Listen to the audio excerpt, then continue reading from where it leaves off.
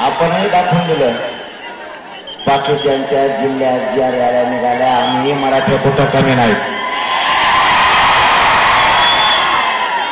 सगळे धाराशिव जिल्ह्यातले रस्ते तुडुंब भरले होते.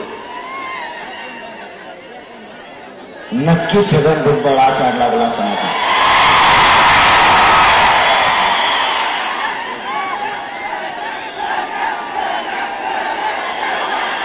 त्याला संडास 100% लागले म्हणून समजायचे.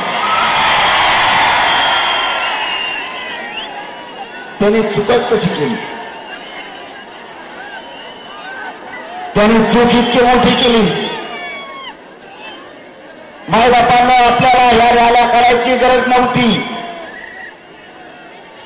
आपल्याला या रॅल्या शांततेच्या का कराव्या लागल्या त्याच्या पाठीमागा छगन भुजबळ.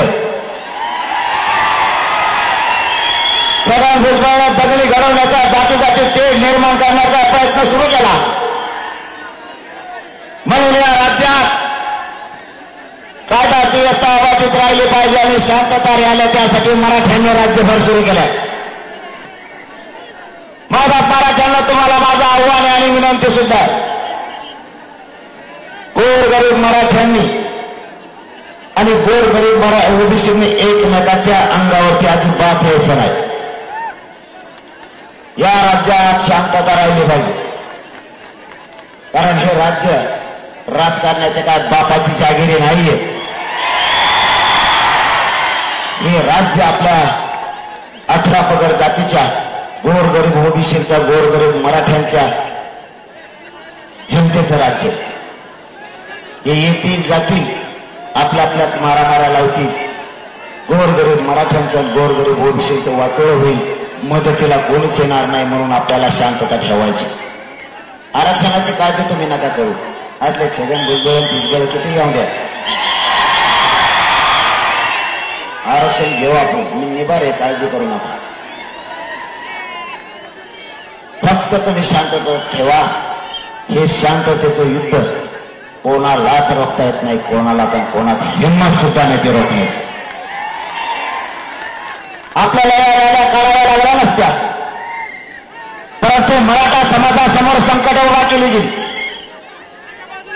सरकारचं आणि देवेंद्र फडणवीस साहेबांचं ऐकून आणि त्यांच्या बळावर यांनी सगळं बळ छगन भुजबळला दिले. काय रे छगन भुजबळ आला काय?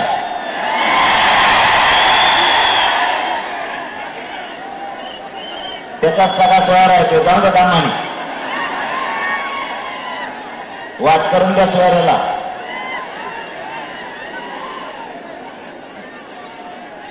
त्या काढून तिकडे बाजूला एका बाजूला तिकडे काढून द्या त्याला. अरे तिकडे रस्ता करा त्याला. जाऊन तिकडे. अरे तिकडून रस्ता करून द्या त्याला.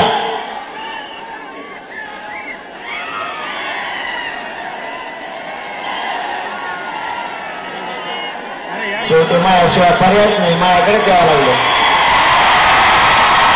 जाऊ द्या त्याला. त्या रस्ता अशीच गत होणार आहे थोड्या दिवसात त्याची.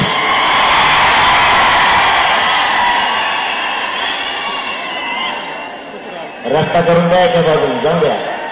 मराठ्यांनी कवा रस्ता करून द्यायचा.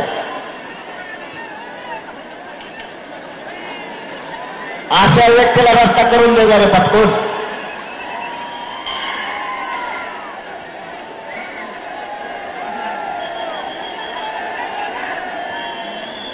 त्याच्यावर सुद्धा अशीच वेळ येणार आहे थोड्या दिवसात. माया नादी लागत. या रॅल्या मायबाप मराठ्यांना आपल्याला काढायची गरज नव्हती. का काढायची वेळ आली तुम्हाला एक 10 मिनिटांमध्ये शांततेत सांगतो. कारण तुम्ही सुद्धा उन्हात दिवसभर तळताय. तुमचा जास्तीचा वेळ मी नाही घेणार. उद्देश काय हा महत्वाचा. या रॅल्या काढायची आपल्याला गरज नव्हती. पण सरकारचं ऐकून सरकारनं छगन भुजबळ आपल्या अंगावरती घातला. छगन भुजबळला सांगितलं सगळे ओबीसीचे नेते एकत्र कर.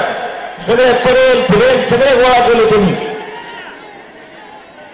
ओबीसी समाजाला आरक्षण असताना सामान्य ओबीसी समाजाचा विरोध नसतानाही ओबीसीच्या नेत्यानं मराठ्यांना आरक्षणासाठी विरोध केला.